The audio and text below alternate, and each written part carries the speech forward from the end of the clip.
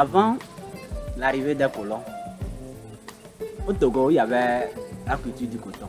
Mais cette culture était juste une minorité. Et cette culture était destinée seulement pour la fabrication des peaux, c'est-à-dire des habits traditionnels et des fils pour poudre au cas où il y a blessure. Mais l'arrivée des colons allemands, eux, ils ont introduit le coton comme un produit industriel. Quand je me suis lancé dans la culture du coton, parce que étant le fils d'un cultivateur, je voyais combien de gains ou bien combien de revenus que mon père gagnait quand il menait cette activité. Et vu aussi la situation, c'est l'activité qui peut me procréer.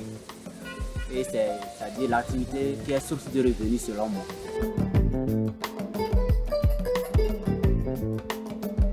L'or, c'est quelque chose qui est recherché chez tout le monde. Donc nous avons surnommé ça l'or blanc.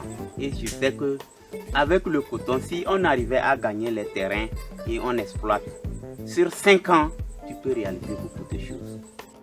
Le nord de Kara, là-bas, tous les cotonculteurs, là, juste à la fin de l'année, ils sortent quelque chose.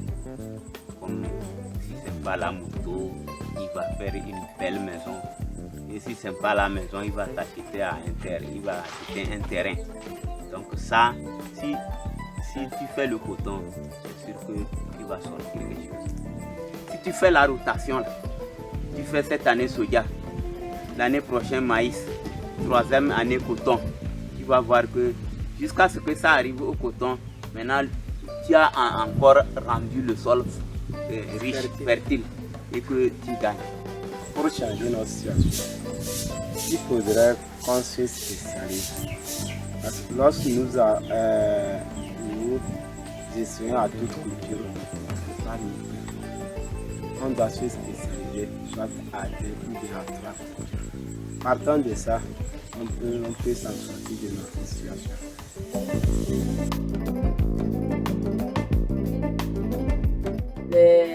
La population aujourd'hui a très peu de quantité d'eau, ne serait-ce que pour se nourrir, ne serait-ce que pour le bétail et pour l'agriculture. Donc cette question nous tient vraiment à cœur pour pouvoir aider la population à être résilient, à faire face à ces changements climatiques, aux impacts des changements climatiques qu'il y a dans nos communautés. L'irrigation, c'est aujourd'hui, vu qu'il y a un problème de pénurie d'eau, les autorités locales, le gouvernement togolais, les ONG, les organisations internationales proposent actuellement de mettre une irrigation goutte à goutte qui est très peu consommatrice d'eau. Donc, qui utilise de l'eau en fonction de ce dont la plante a besoin pour pouvoir se développer. Donc à ce niveau, il n'y aura pas de gaspillage d'eau et l'eau qui restera pourra servir à faire autre chose. Maintenant, les impacts des changements climatiques au Togo, je l'avais dit tantôt, les grands impacts que je peux recenser, qui sont recensés, ce sont les inondations et la sécheresse.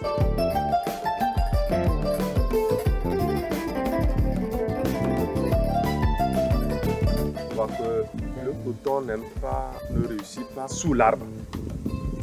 Donc il faut maintenant détruire l'arbre pour pouvoir maintenant gagner le coton.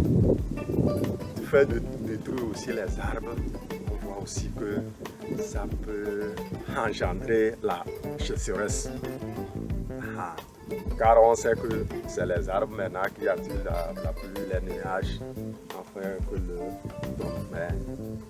Or le coton, tu ne peux pas le travailler sous les arbres. En fait, là, tu ne vas pas bien gagner. Il n'y aura pas de rendement que tu cherches. Ce qui fait que nous détruisons aussi les arbres. C'est maintenant on remarque ça, que ça détruit le sol à petits coups. Maintenant, actuellement, nous sommes en train de suivre des formations à fabriquer de l'engrais organique à partir de la fiente des poules, des matières fécales des moutons et autres, pour pouvoir aussi limiter l'utilisation des engrais chimiques.